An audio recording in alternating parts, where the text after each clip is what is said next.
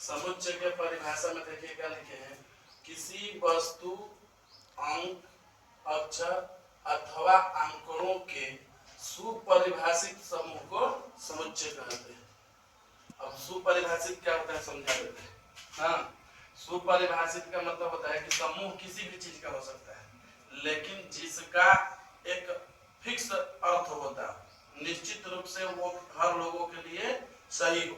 जैसे मान लीजिए कि अगर कोई क्वेश्चन पूछा जाए, हर लोगों के लिए एक ही आंसर हो, तो उसको बोलेंगे कि सुपरिभाषित है।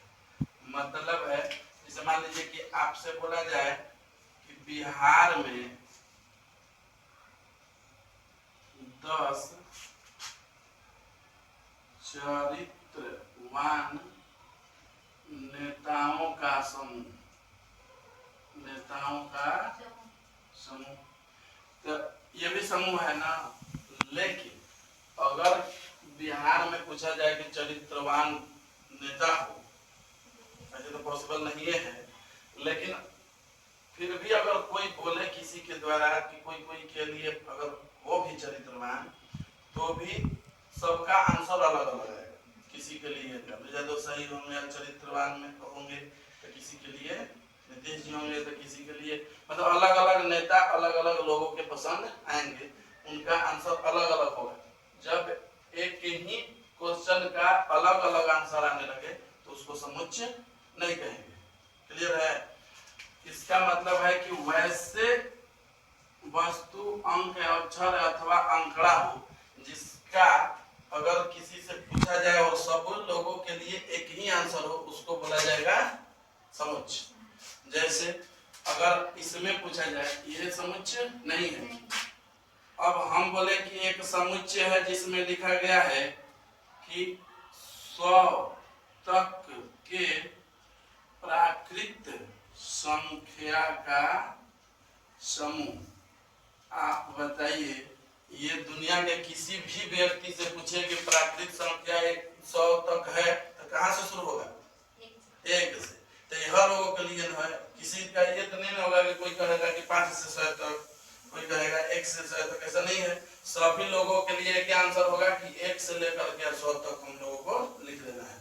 तो प्रत्येक लोगों का जब आंसर एक ही आने लगे तो उसको क्या बोलेंगे? समुच्चय। यह भी समूह है लेकिन समुच्चय है, यह भी समूह है लेकिन समुच्चय नहीं है। अब बात रुकी समुच्चय का नोटेशन ना। नोटेशन का होता है यानी कि किससे सूचित करते हैं सेट का, नोटेशन ऑफ सेट। तो ये होता है capital letter, capital letter, letters of alphabet. अंग्रेजी वर्णमाला के बड़े अक्षरों द्वारा, अंग्रेजी वर्णमाला के बड़े अक्षरों द्वारा सूचित किया जाता है। समुच्चय को किससे सूचित करते हैं? अंग्रेजी वर्णमाला के बड़े अक्षरों के द्वारा। जैसे अगर सूचित करना हो तो इसको ए से, बी से, सी से, डी से, ऐसे करते करते हम लोग एक्स, वाई, जेड, या एक और होता है जिसके ग्रीक अक्षर बोलते हैं, ग्रीक अक्षर अल्फा, बीटा, गामा, डेल्टा, इससे भी सूचित किया जाता है। ठीक है। अब है कि जो जो समुच्चय है, अगर इस समुच्चय को लिखना हो तो ऐसे अगर हम लिखे कि ए बड़ा अक्षर है तो इससे सूचित हुआ ना समुच्चय। इसके बाद इसको हमेशा किस में लिखते हैं? मिडिल ब्रैकेट में लिखा जाता है। किस ब्रैकेट में? मिडिल ब्रैकेट में। इसके अंदर जो भी वस्तु आते हैं या अंक आते हैं या अक्षर आते हैं, उनको अंग्रेजी वर्णमाला के छोटे अक्षरों में लिखते हैं। समुच्चय के अंदर आने वाले जो भी अंक होते हैं, अक्षर होते हैं या कोई डाटा होता है, उसको समुच्चय का सदस्य कहते हैं। क्या बोलते हैं? सदस्य। तो ये समुच्चय हुआ जो कैपिटल लेटर में है, ये उनके सदस्य है जो स्मॉल लेटर में है। हमेशा किस ब्रैकेट में रखा जाएगा? मिडिल ब्रैकेट में रखा जाएगा। तो तीन चार वो पॉइंट बना समुच्चय बड़े अक्षरों से लिखा जाएगा, जिस ब्रैकेट में वो होगा मिडिल ब्रैकेट। उनके अंदर आने वाले जो वस्तु होते हैं या जो डाटा होता है वो कहलाता है सदस्य, और वो होना चाहिए अंग्रेजी वर्णमाला के छोटे अक्षरों में। ठीक है, इसके बाद इसको लिखने के तरीके छोटे होते हैं। फिलहाल इतना तक समझ में आया ना। अब है कि अगर इसको हम लोग इस तरह से सजाएं कि ए है कोई, मतलब बताना है कि इसमें से कौन सा समुच्चय को सही नोटेशन है। ए है, यहाँ पर स्मॉल लेटर दे दिया ए बी सी डी ऐसे लिखा, बोला कि ये समुच्चय लिखा गया सही है। दूसरा ए है,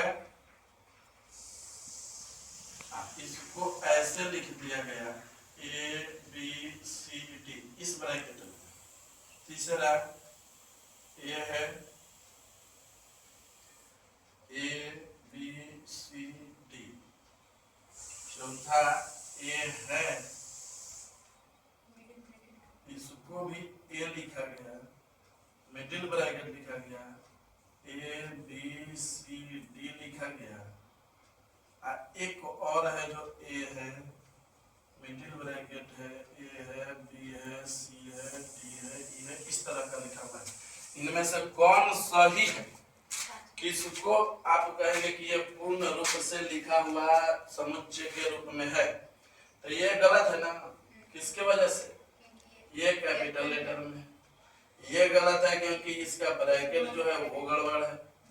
ये गलत है कि इसमें ब्रैकेट ही नहीं है। ये